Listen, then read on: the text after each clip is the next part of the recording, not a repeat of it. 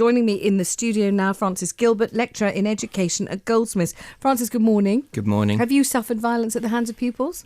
Yeah, my 25-year career in the classroom, I've had missiles thrown at me, I've had rip cans put in my chair, I've had to been kicked, breaking up fights, I've had someone show me a knife and have death threats and things like that. So I've had the full gamut. What subject were you supposed to be teaching?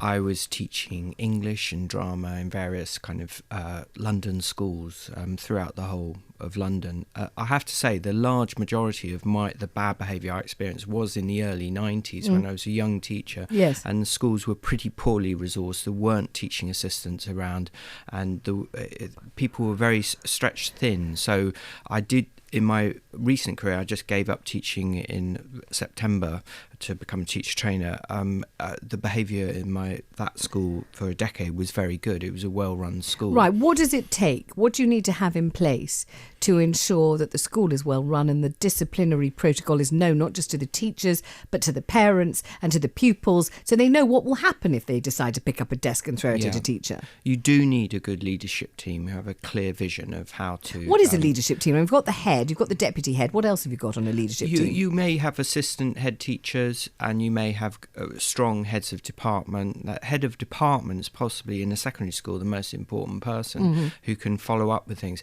But of course, with a lack of resources, a head of department may be teaching all the time and won't be able to sort out problems in their department. Yeah. And that has been the problem in the last 5 years. Heads of department and the resources have been cut and cut and cut. So basically, these senior teachers are teaching a lot of the time. They just can't sort out But lots problems. of people listening will say, isn't that great? They're senior teachers, they're teaching. That's exactly what they want, what we need them to do. We do not need them to be policemen and women. We don't want them to be marching people off by the scruff of their neck and excluding them and having meetings with their parents. We want them teaching. For goodness sake, that's what we pay them for, isn't it? Okay, I think it's really important for the public and parents to understand that an experienced teacher who has more time off timetable can go into classes and be regularly working with other teachers, perhaps younger teachers, and will be interacting hugely with the children and will be actually raising standards in a much better way if they've got the time and the resources to do that. But if they don't, then they are basically trapped in the classroom. They can't spread good practice if you're using the jargon. Right. When does the head communicate to teachers, this is what we do to protect you, this is how we ensure your safety, these are the repercussions for a child who pushes you, shoves you, spits at you, throws something at you, kicks you, or shows you, in your case, a knife. This is what will happen. You are safe in this school. We may, your safety, obviously the pupil's safety is our priority, but the teacher's safety is equally our priority.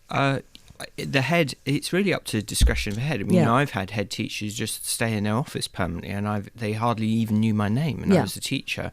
And then you've got other heads who are very high profile and have got clear systems in place so that everyone from the caretaker to the youngest student to the most experienced teacher in the school knows exactly what will happen if there's misbehaviour in the classroom. I don't know if you heard our caller Rush Paul just before. He's a really charming gentleman, and he had written originally to David Blunkett in 2001. He had every copy of his letter and the file, and he was reading us all the serial numbers. But the essence of it was he lives near a school, I think next door to a school, and he and his wife observed the pupils behaving in every which way in an unruly fashion. Graffiti, swearing, chucking rubbish all over the place, climbing over the wall, arriving late, smoking on school grounds, all that kind of thing. And he wrote to David Blunkett to say, I think these are going to be the criminals of the future. Nobody is stopping them now.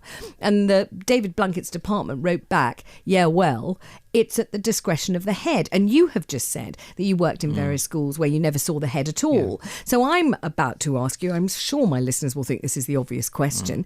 Do heads have too much discretion over this kind of thing? I mean, do we need to have a uniform response? Yeah, and possibly too much responsibility is put into the head teacher. And again, if resources are cut, too much, they become like football managers and they're expected too much. I do think that, parents and community members need to be aware that schools work when everyone works together. So, if you've got problems happening in a local school, go into the school and ask to speak to the head teacher and see whether you can help in some sort of constructive way. Obviously, just shouting at teachers and saying it's all our fault is not Okay, so solution. here's my next question. Of course, it's not all the teacher's fault. Of course it isn't. You know, you're not responsible for the mood that the child arrives at the school in. You're not responsible for them arriving without having breakfast and they also didn't have dinner. You're not responsible for the fact that one of their parents is a chronic addict or desperately ill or violent or sexually abusive or whatever else. It's not your fault. However, what can be done to make parents take responsibility for the way in which their children behave at school, particularly if they can't take responsibility for their own behaviour? Again, it's getting parents involved with the school in a proactive way.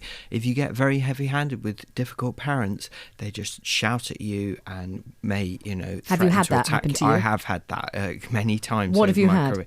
I've had parents shouting at me, saying it's all my fault. I've had, I would say, like the worst is that parents are just saying that I've got permission to violently hit their child. Actually, which you don't want to do, I'm assuming. Which you don't want. One parent said, if he misbehaves again, I'll put him in a bath, I'll put bricks on him, and I'll turn the cold water on. You have to stay there for half an hour. I had one, and so obviously. What did you say to that? What did you say? We said that wasn't something we were going to do, and it's not advisable to ever do that. It's child abuse. But you have to say it in a very quiet way, or can you say, do not do that? That is child abuse. If you think of putting your child in a bath and Vanessa, putting bricks on them, we'll call the police. Yeah, but if you speak to an aggressive parent like that, like you've just done, they'll just kick off back at you. And so we actually had to refer that to child protection. I mean, some people listening will feel, Francis, this is a problem with no solution. You've got parents who think that the way of dealing with their children is to put bricks on them, put them in a bath and put cold water on them. I don't want to be the voice of doom here, because there is a solution. We do need to have proper resources and teachers properly resourced so they've got time to deal with these problems. We also, I think, need to row back on the kind of chronic testing that's happening in schools, because I think that's creating huge stress, and that's a part of the problem. I've noticed when I've had serious misbehaviour in a class, I've been really stressed about the results my students are getting. I've started shouting inappropriately, I admit, and they've kicked off right back at me, and that has caused a huge problem too. And so obviously teachers are frightened for their job, their pay packet, if they don't get good results, and that's creating an atmosphere of fear, which is also a contributing factor. I do think we need to row back on our obsession with testing, and I think that will help too. Thank you so much for coming in, appreciate it hugely. Francis Gilbert, now a lecturer in education at Goldsmiths, but a teacher of many years standing, who has been in every way abused, not just by pupils but also by their parents. Are you horrified by this? I hope you are. You ought to be. If you're not, I don't know what's going on out there. You should be horrified. I'm aghast. 0207 224 2000. We'll be straight back with you after the travel news.